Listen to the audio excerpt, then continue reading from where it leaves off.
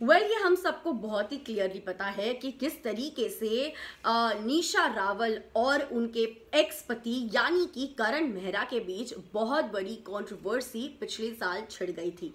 इन दोनों को देखकर फैंस को लग रहा था ये कितना प्यारा कपल है, कितने अच्छे हैं एक साथ, कितने अच्छे दिखते हैं और कहीं ना कहीं उन्हें गोल्स भी मानने लगे। लेकिन ये किसी को पता नहीं था कि उनके घर के चार दीवारों के अंदर आखिर चल क्या रहा है।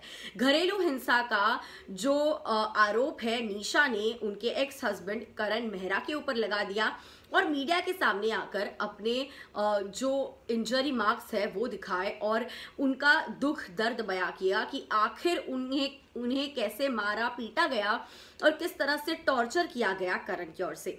वही करण जो है सामने आकर उन्होंने ये बात बताई थी कि ये सब झूठ है, इनफैक्ट निशा पैसे मुझसे ऐंठना चाहती है और इसी चक्कर में उन्होंने ये सब झूठा फरेब किया है, सब झूठा ड्रामा किया है, मैंने उसे हाथ तक नहीं लगाया। कितना सच है कितना झूठ ये तो कोई नहीं जानता।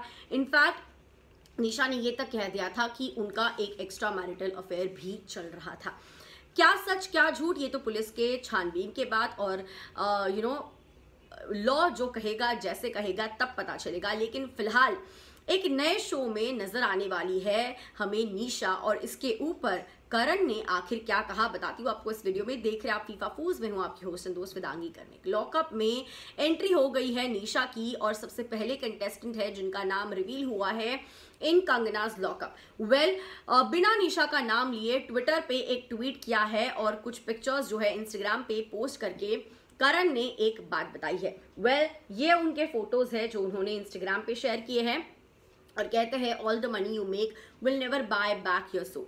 यहाँ पे कह रहे हैं कि तुमने अपना सोल जो है, तुम्हारी आत्मा जो है पहले ही बेच दी है और तुम जितने भी पैसे कमाओगे उस पैसे से आप आपकी आत्मा को फिर एक बार कभी भी खरीद नहीं सकते।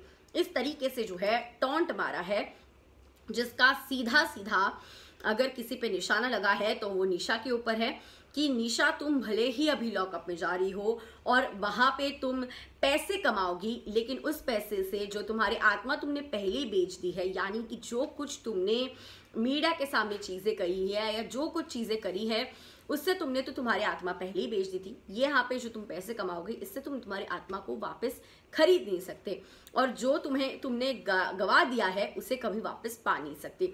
इस तरीके से कहा जा रहा है कि निशा के ऊपर बिना नाम लिए करण ने निशाना जो है साध दिया है। क्या है आपका कहना? क्या आपको भी यही लग रहा है कि ऐसे ही बिना नाम लिए करण ने जो है अपनी एक्स वाइफ के ऊपर निशाना साध दिया है, या फिर आपको लगता है this is just a random code? What's your take on it? नीचे कमेंट सेक्शन में बताइए। और निशा को देखने के लिए इन लॉकअप कितने ज्यादा एक्साइटेड हो आप? उन दोनों की जो कंट्रोवर्सी हुई थी उसके बारे में और डिटेल में जानने के लिए कितने एक्साइटेड हो आप? जहां पे आई एम श्योर कि सीक्रेट्स जहां पे खुले करने होंगे, रिवील करने होंगे, निशा डेफिनेटली ये सीक्रेट्स रिवील करती हुई नजर आएंगी। What's your take? Let me know in the comment section below. I see you guys soon.